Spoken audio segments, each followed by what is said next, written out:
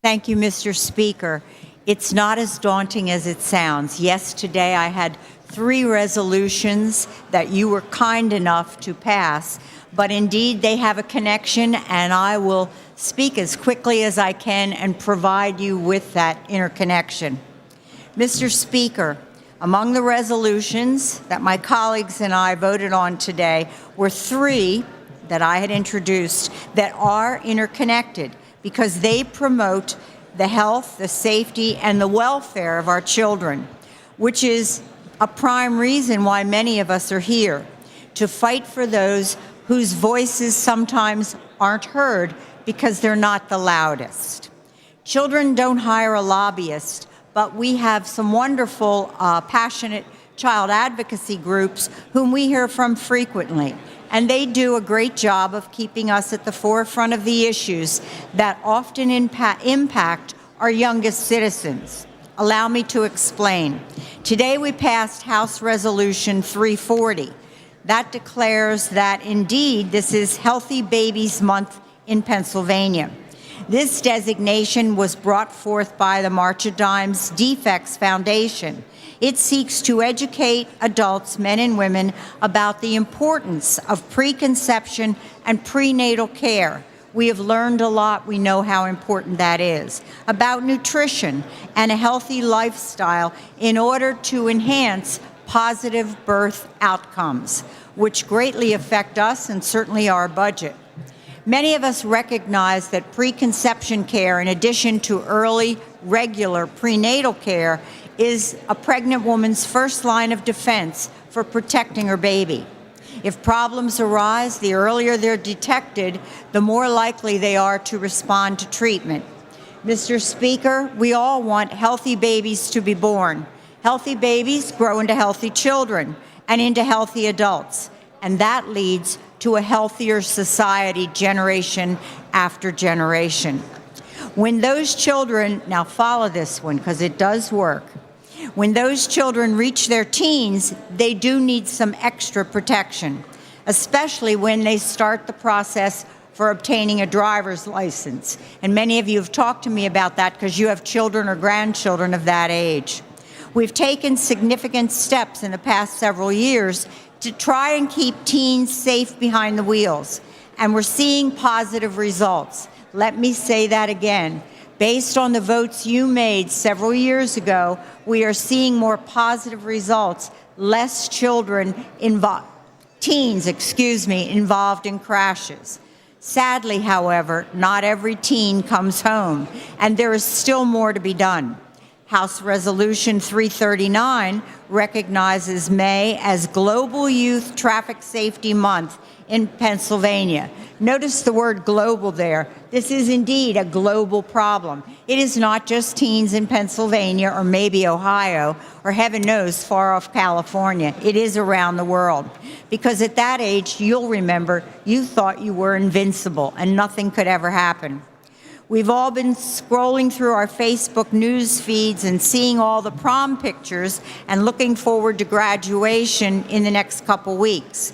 This is an opportune time to remind teens about the importance of traffic safety. We need to be continually reminding them to buckle up, stay sober, get their rest, and most importantly, put down their cell phones for texting, for talking, for whatever. With the resources of the National Safety Council, the Pennsylvania Teen Safety Driver Coalition, the Pennsylvania DUI Association, I know you're listening, you really are, and PA SAD, we too can play a part in encouraging— Representative Watson, please suspend.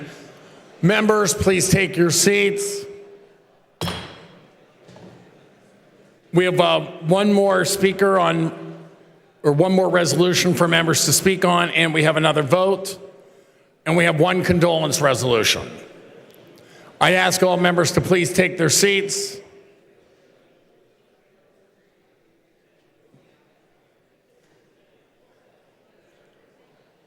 Members, please take your seats. Any conversations can go to back of the House floor.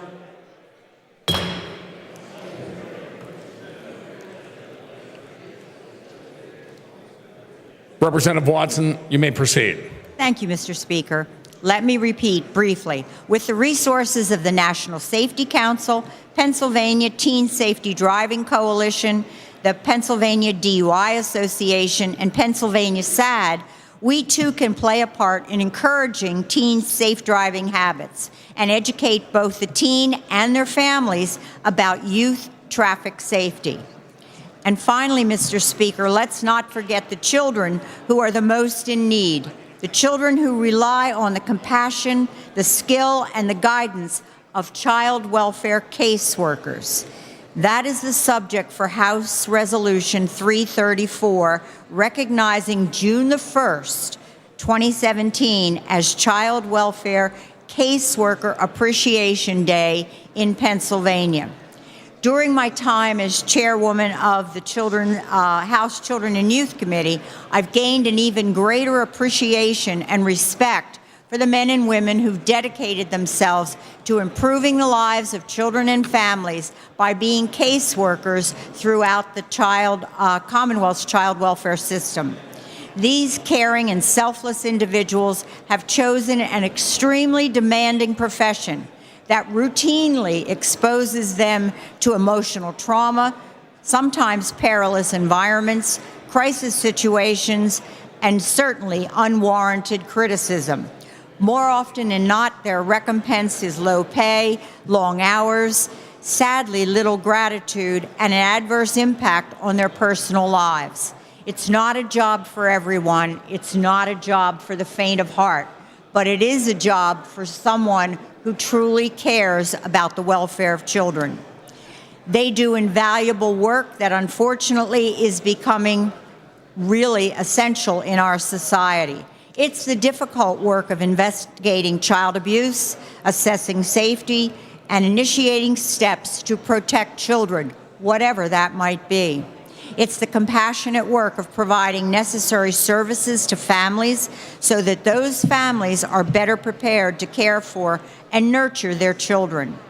Imagine a career in which on a daily basis you encounter children who've been victimized by physical abuse, sexual abuse, serious neglect, and sometimes malnutrition.